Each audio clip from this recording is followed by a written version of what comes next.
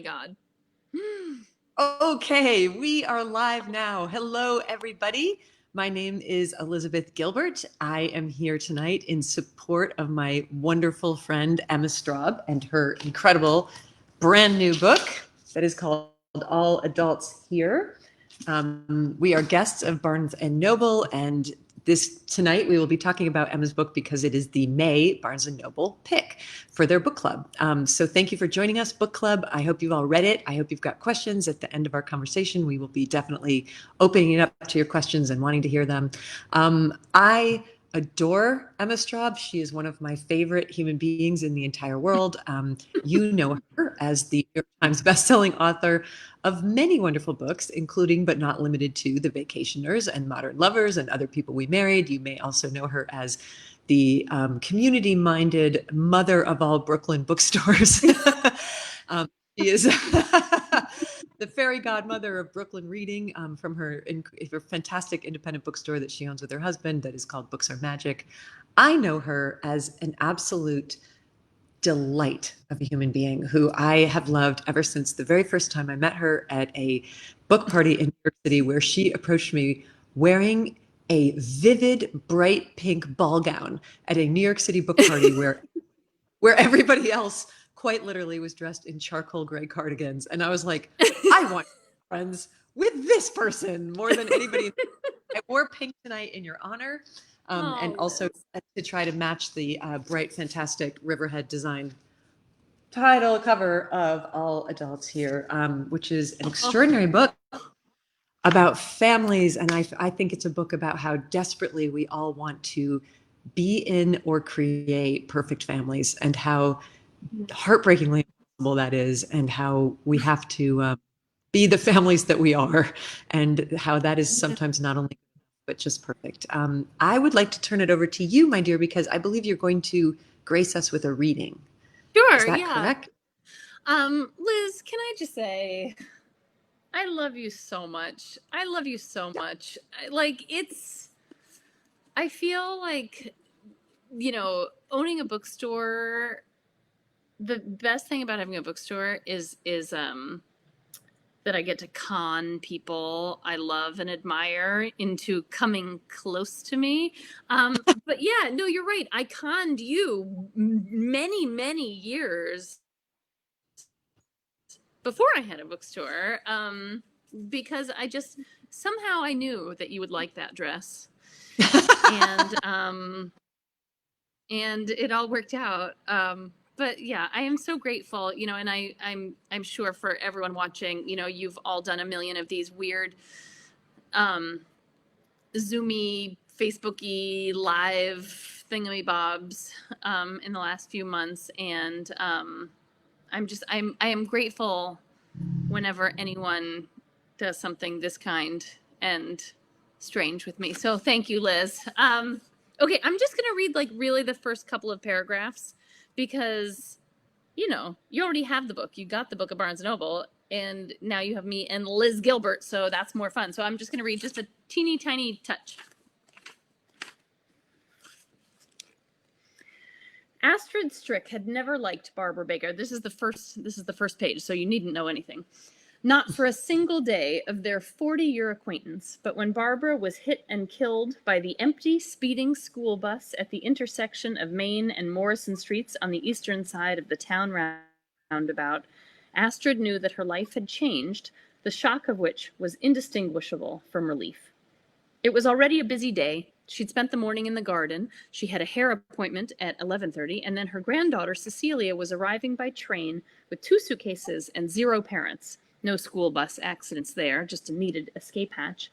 And Astrid was to meet her at the Clapham station to bring her back to the big house. The bus hit Barbara just after 11. Astrid was sitting in her parked car on the inner lane of the roundabout, the verdant circle at the center of town, adjusting her hair in the mirror. It was always that way, wasn't it, that one's hair looked best on the day of a scheduled trim? She didn't wash her hair at home unless they'd gone to the beach, or she had been swimming in chlorinated water, or some foreign substance, paint, glue, was accidentally lobbed in her direction. No, Bertie Gonzalez washed Astrid's hair every Monday and had done so for 5 years, before which it had been washed by Nancy at the same salon, Sheer Beauty, which was located on the southeastern side of the roundabout, in the quarter circle between the Clapham Credit Union and Susan's Bookshop, kitty corner from Spiro's Pancake House, if you peered through the open sides of the white wooden gazebo at the grassy island center. The professional hair washing was a relic from her mother's generation, and an affectation that her own mother had not possessed, and yet there it was. It was not a pricey indulgence if weighed against the cost of a proper conditioner. On every 8th Monday, Bertie also gave Astrid a trim. Nancy had given slightly better haircuts, but Bertie was better with the shampoo, and Astrid had never been vain, only practical. Anyway, Nancy had retired, and Astrid hadn't missed her. Bertie was from Texas, and her parents were from Mexico, and Astrid thought of her as human sunshine, bright, warm, sometimes harsh, but always good for one's mood. I'll stop there. Yeah. Yeah. Books. Books. That's one of them. Yeah. That's one of them. That's how one of them starts. This one, in fact, so happens. I love the start of this book so very much because this is a book about a family. It's a book about a family who has lived in the same town basically since Moses was in diapers, a small town called Chapham in Hudson Valley, New York. And the town is, the family are called the Stricks, and the book begins at the center of the town, which is the gazebo and the roundabout, which continues to be a character in the book itself. And it begins with the center of the family, who is Astrid Strick, who is the, I want to call her middle-aged because I'm getting older myself, but I guess we should say aging matriarch. Yeah. She's 68, which I think is like, it's on the line. You know, I mean, my parents are in their late 70s now, but I can remember them like in that sort of zone, like late 50s to early 70s, thinking like, well, I'm basically the same as 40, right? And yeah, I think it's a sticky spot, I think. It's kind of the way that I feel like 50 is basically the same as 30, but it's not. And the reality that Astrid, you know, she's a grandmother. She's got this clan, and she has she's maybe not the most cuddly mother, but she has done an excellent, I think of her like briskly doing an excellent pragmatic job raising 3 children who are in different ways a mystery to her. 3 adult children who all have families of their own or are about to hatch a family of their own. The family, they're so, I like something that I heard one time about a family that's close but not intimate. It's a little bit of what I felt at the beginning. And they all convene in their hometown for this story that begins with this accident where everything has to change. I just wanted to say how much I loved Astrid Strick. Not an easy word to say. It's sort of like her. It's kind of like prickly and difficult. Yeah. Yes. I came to love her so much in this book. And I also came to, this is what I love about the humanities and why we call it the humanities. Your depiction of her made me love my own mother more. Because it reminded me so very much of my own mother. And particularly in her desire to do things right and correctly, and how difficult it is for her to say that she has made a mistake. And there's a lot in this book is about amends, about the mistakes that we make as families, about forgiveness, about adapting and accepting. But as her heart is broken open by love and by disaster and by the need to finally want to know her children intimately, she just becomes such an extraordinary character. So I wanted to know where the inspiration for her was, and have you ever met my mom? You know, Liz, I wasn't going to tell you because I thought you might think it was weird because, like, you know, I do think that, you know, you shouldn't poach other writers' family members for characters, and it seems, yeah. So I just went right behind your back and I called your mom and I said, can we have a lot of conversations about family? And she said, sure. No, I did not sneak up on Liz Gilbert's mom, everybody. But yeah, it's funny. When I started writing the book, I really thought that it was like sort of mostly about Porter, who's Astrid's middle child and her only daughter, and pregnant in this book. Like when I was thinking about it, I really was thinking about this book as like a hilarious rom-com that was like about this pregnant woman who makes cheese. Like that was my goal. I was like, it's going to be a sexy book about cheese, and I don't know. But then when I started writing, the long overdue sexy cheese rom-com that we've all been waiting for. I mean, what it means is that I can still write that one someday. But when I started writing, I loved Astrid too. And I kept, this is actually just what happened to me with my last book, with Modern Lovers too, where I thought that the book was about one family, but then someone else kept like peeking in the window and knocking on the door. And, I mean, I don't know how you feel, but I mean, when that happens to me, it's very exciting. And you have to open the doors and the windows and let them in, because you just know that is going to make the book so much better. Because it's not your, sort of idiot, like outliney planner brain talking. It's the rest of it, right? It's the stuff that you don't even think about and have access to, that's like just zipping around. Yeah, and I think that with Astrid, like, I mean, I haven't been a parent for very long. I have a 4-year-old and a 6-year-old, but what I do know for sure already is that I have made a lot of mistakes. And that I make them every day, and that there are things that I'm doing wrong now that I really should fix. Otherwise, it's going to get worse.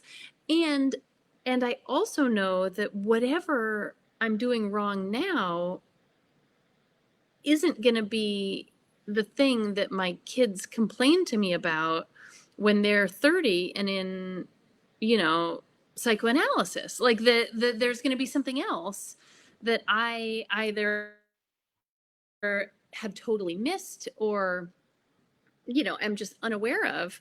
And so I gave that all to Astrid, and I think, yeah. And then I guess maybe in order to sort of balance it, I also gave her love. And it made sense to me that, that like, if you'd been widowed and had to suddenly raise your children by yourself, and you were just like a sort of fastidious busybody, that you probably wouldn't fall in love quickly, that it might take some time, but that when it happened, it would be transformative. And I think that, that what happens, after poor Barbara Baker gets mowed down by this school bus, is that Astrid realizes that like her life can change, and that she can open it up. She can open it up to her kids, and make things better. I don't think it's a spoiler if I share this, because we find out in the first few pages, so I hope it's okay. But Astrid's love affair is with her hairdresser, Bertie, who is my second favorite character. Favorite on-screen romantic couple. I'm at an age where like a lesbian romance between a 68-year-old woman and her hairdresser is like the best thing in the entire world. Also because that I fell in love with my hairdresser, who is a woman. And so there's some similarities there that made me really happy. And I know the solidity There's something very, I know something very magical about the solidity of woman to woman love after having been in the complicated world of women to men love. Not that anything is not complicated, but it's different. I love their love story, and I love how Astrid's heart is broken open quite simply by love. And then the way that love works is that you want everyone included in it. She wants to expand that to her children in a way she's never been able to. One of the most moving things that my mother ever said to me, and very much in her own way, she said, "I don't remember a single day where I woke up when I was raising you girls and decided that today was the day I was going to ruin your lives." I don't remember that I ever decided to make a huge amount of mistakes and make you have lots of psychological problems. Like, all I remember was trying to get through every single day. Yeah. And I think that the mercy that you extend to Astrid as a mother can only come from you having been, as you said, a mother yourself, and recognizing these difficulties. And I think the mercy that her own children end up showing to her is the result of the fact that they're realizing how much they're messing up their own kids. Yeah. Oh, yes. It's a wonderful system we have here It's passed. in the human race, which is that you just, you take what you get and then you pass it right along. Yeah, and then the child gets to mutate that dysfunction into something that they pass along to theirs. Yes. And here we all are with each other.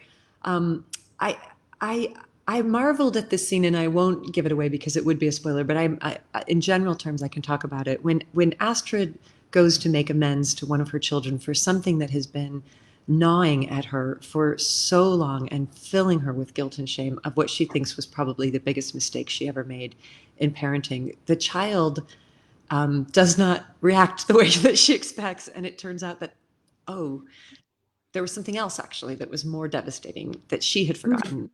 I hope I didn't do too much of a spoiler by sharing that. Yeah. But it reminded me of something that I've experienced as a writer, and I wanted to know if you have experienced this too. This is perhaps a particular writerly question, but here goes. When I write memoirs especially, but also in novels where it's clear that I'm basing somebody on somebody, there's always a huge amount of anxiety that I feel before I publish the book about how this particular person might feel about reading this depiction in this book, or who's going to get upset, or who might sue, or who might and it's not dissimilar to what you describe in parenting.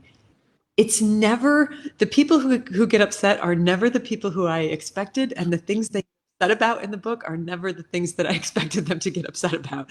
And I'm wondering if you've encountered that as a writer, where you've been surprised by people's reactions to what they perceive as having been a depiction of them in your books, or how they feel about that.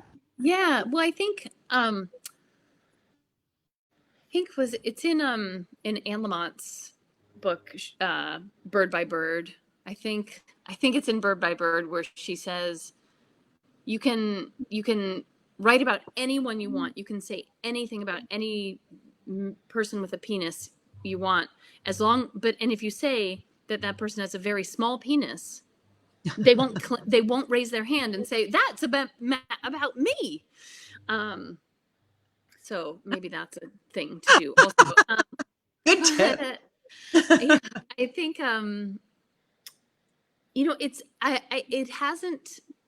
it hasn't come up very often. I think that, like, I have one family member who does, not with this book, but with a previous book, was like, wait a minute. And he was right that, like, there were parallels that were very close. And, I thought I had done it sort of lovingly, but he didn't really feel that way.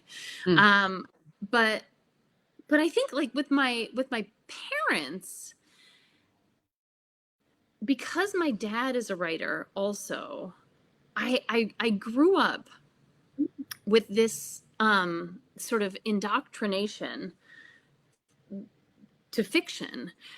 And I understood, I can't remember when I really understood this, but I understood at a very young age, certainly before I was in high school, that fiction was how my father, who writes horror novels, for anyone who is listening who doesn't know his books, it was where he went to like process trauma from his life, and that it was life saving and safe and good and positive. And I think because of that, I always looked at art, whatever kind of art I was making, as being free and open, and that, you know, that I knew that my parents, you know, who are the people who that I am the closest to still, that they would never be, even if they were miffed by something, that they would never be angry about it, that they would never, you know, maybe it's possible that something might hurt their feelings, right? They're not robots, but that it would always be okay, for me to use fiction how I needed to sort of work things out. But I don't know. I mean, if I tried that with someone who I was not related to, who had not grown up with that, I don't know if they might just be so gracious about it or understand they it. might say like, no, that's not okay. You can't do that. But yeah, so far so good. Such an incredible, healthy attitude toward creativity as and how wonderful for you that you got to see modeled early in life that it's medicine, which the creativity itself is a kind of psychological or spiritual medicine even.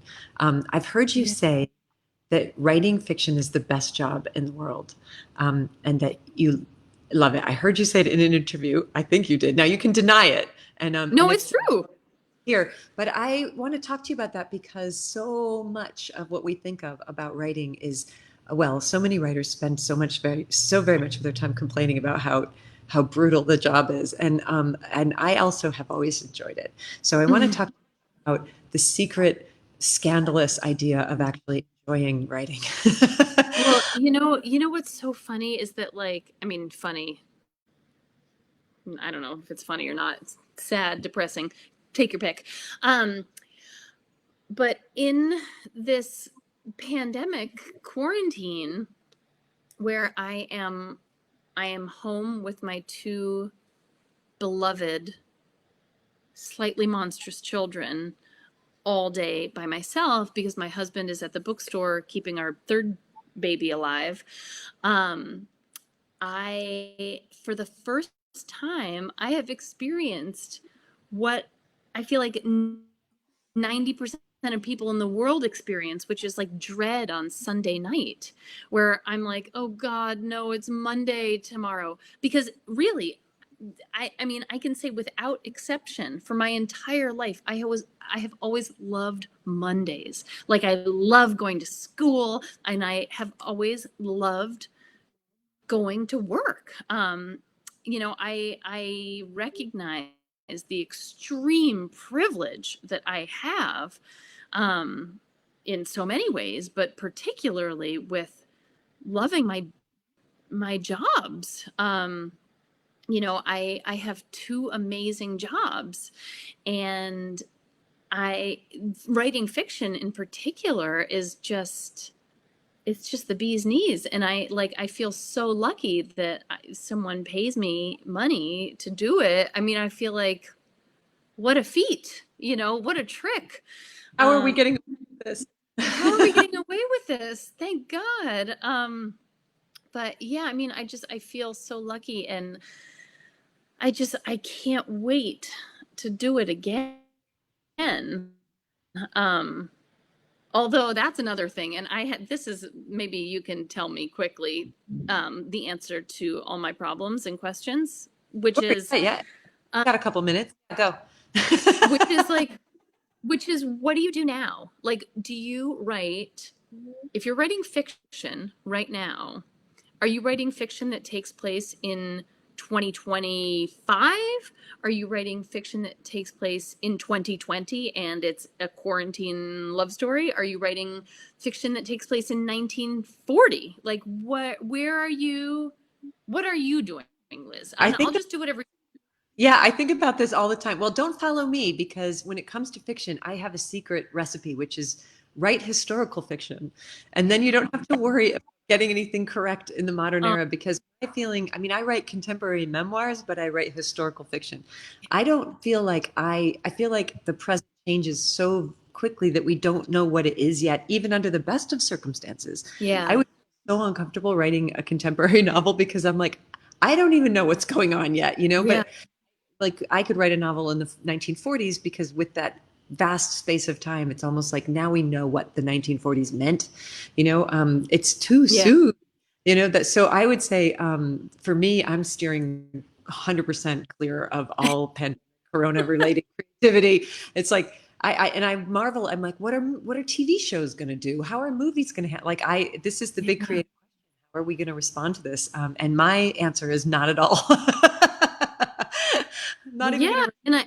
And I think that, I mean, first of all, I just want to give a plug to, I mean, it's hard to choose my favorite of your books because I love them all. But The Signature of All Things, which is Liz's book that came out in 2011. What? 18. I don't know. It's something. I get. 2018? No, I No. made up a number like ink teen, because I couldn't remember. No.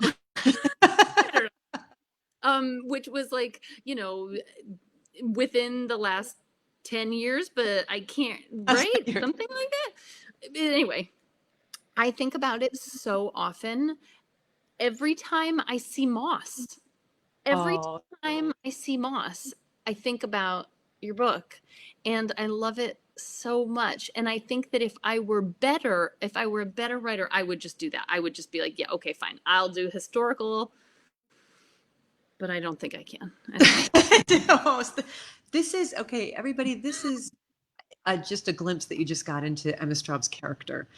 We are here tonight to sell copies of her book, and she's telling you to buy copies of my book. And that is who you are. And that is also probably why you have your bookstore, because you're such an enthusiast about other people's work. And because you just wasted some of your own time, I'm going to now reiterate that we are here talking about Emma's book, which is called, wow, I can't handle figuring out how cameras work.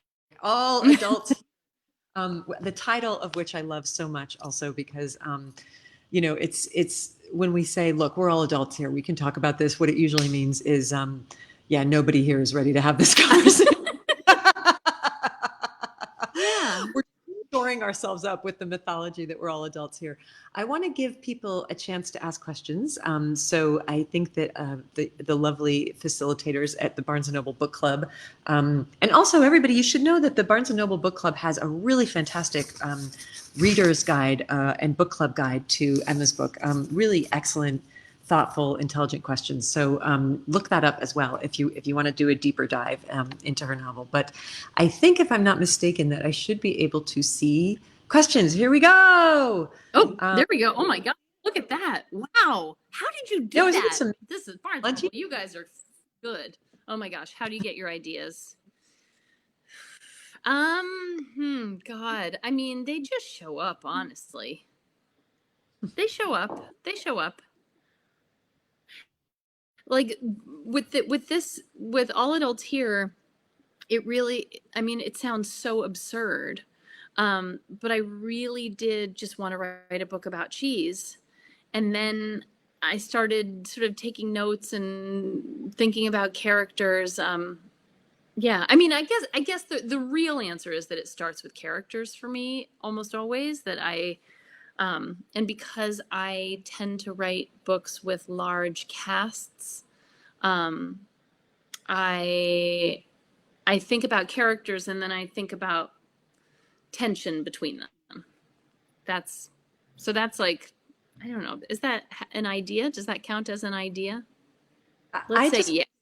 This reminds me of something that I love about the book, because the entire book is set basically in the center of this one small town, and I love how you're able to sustain excitement and drama, and even though nobody ever goes anywhere other than around this town, and then at the end Yeah. there's a annual parade, and they make It's so great because they make these on the parade floats. They make these miniature sort of settings of the small town. There's a moment where the teenagers in the book, who I love so much, it's such great depictions of smart, intelligent, wonderful teenagers who are working on the town floats. They're peeping into the windows of this little miniature town that they've created that's based on their real town. And one of them says she can almost imagine one of the characters in the novel walking around. And I thought, oh, that's Emma. That's what Emma does. Like she created almost like a little doll town Yeah. of this place, and then she puts these little people in them, and then she just moves them all around from place to place. And then I love that you had a sort of miniaturized version of that idea in the book as well, Yeah. which was very satisfying. Was the town in the book based on a real town? Yes and no, Ray. Thank you for asking. I mean, it was. So I knew I wanted it to be in the Hudson Valley, this town, because the Hudson Valley is very beautiful, and they make goat cheese there. And you know, I'm a New Yorker, and so it had to be a place that I knew well enough that I could really picture the trees and the flowers and the, I don't know, the noises and the smells. It had to be somewhere that I felt like I could really keep in my mind easily. And it, you know, it's just outside of Rhinebeck-ish. But it also is like, you know, how things, I mean, it also has a lot in common with Montauk, New York, on Long Island, which is another town that I love, that has a gazebo and has actually two rival pancake restaurants that are right across the street from each other, which I have always loved. I only put one pancake restaurant in all adults here, but in Montauk there are two. Maybe I should have two.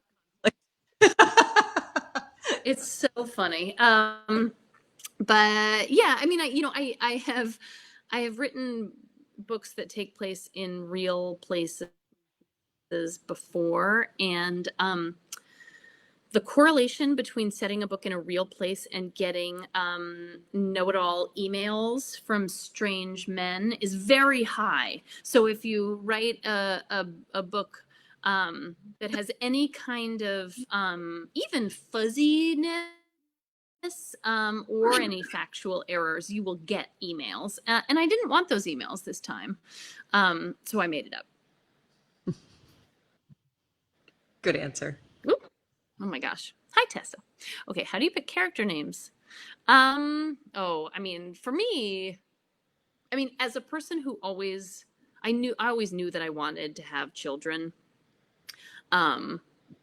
because I love naming things. You know, I love pets because I love naming things. I have this piece of paper actually very near me that is from when I was pregnant the first time, and it has just like a list of names.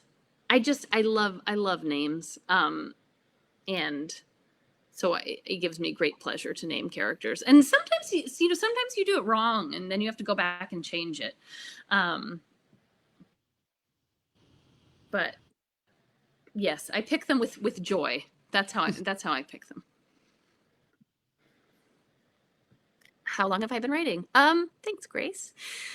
When I was maybe about 4 or 5, I wrote a really thrilling crime novel called The Bood Gig, which was supposed to be the bad guy, but you know, spelling is hard, so it was The Bood Gig.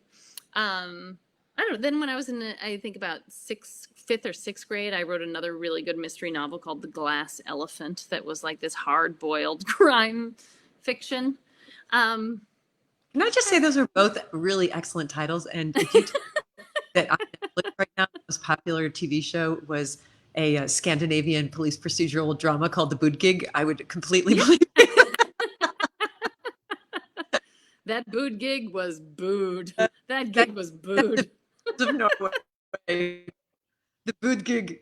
The Glass Elephant, by the way, is a damn good book title. Very, very good. Thank you.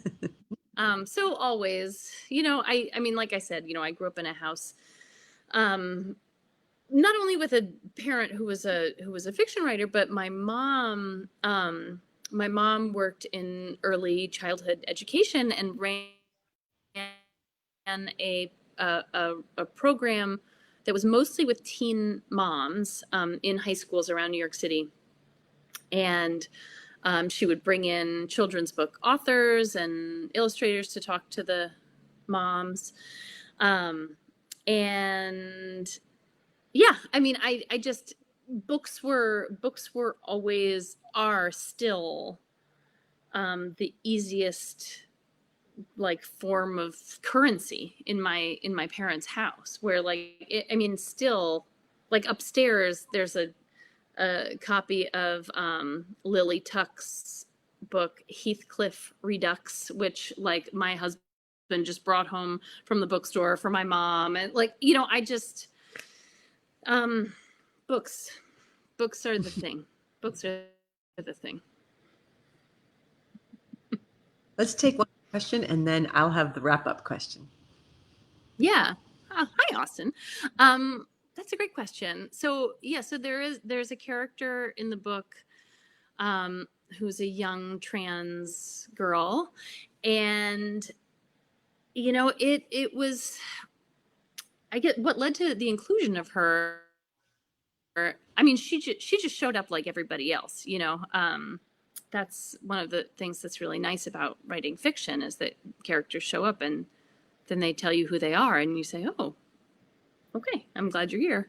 But I think that the reason that I felt like I could do it, it was something that I really thought about, because I really didn't want to get it wrong. I didn't want to write this girl's experience in a way that would feel off or bad to any trans person. And so I had some trans friends read it and tell me what they thought.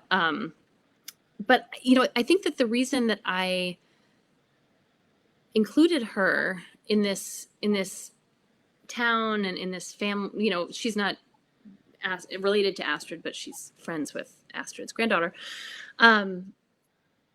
is because I know so many trans kids and trans teenagers and young people, and it just makes me feel so hopeful. Like my 6-year-old has no gender and hasn't since he was 3.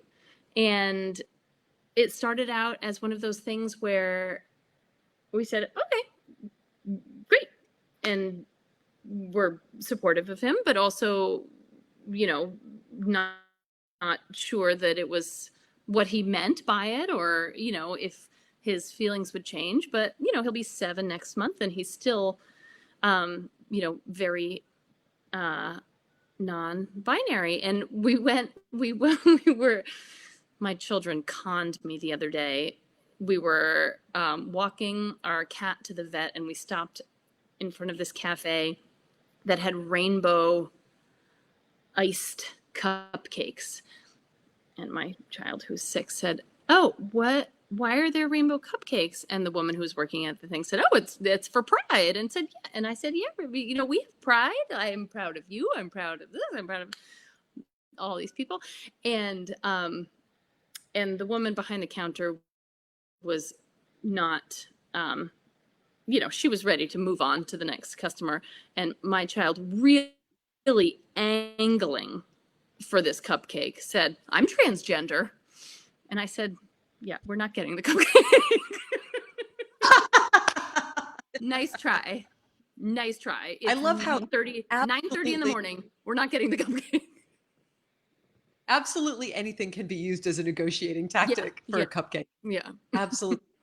I thought you're handling, I mean, I of course I knew that you would have run it by your trans friends, but I was moved to tears by several moments in the book around this character finding herself. I just thought I felt like this book could be a handbook to any parent whose child is transitioning, because it was so beautifully, beautifully done.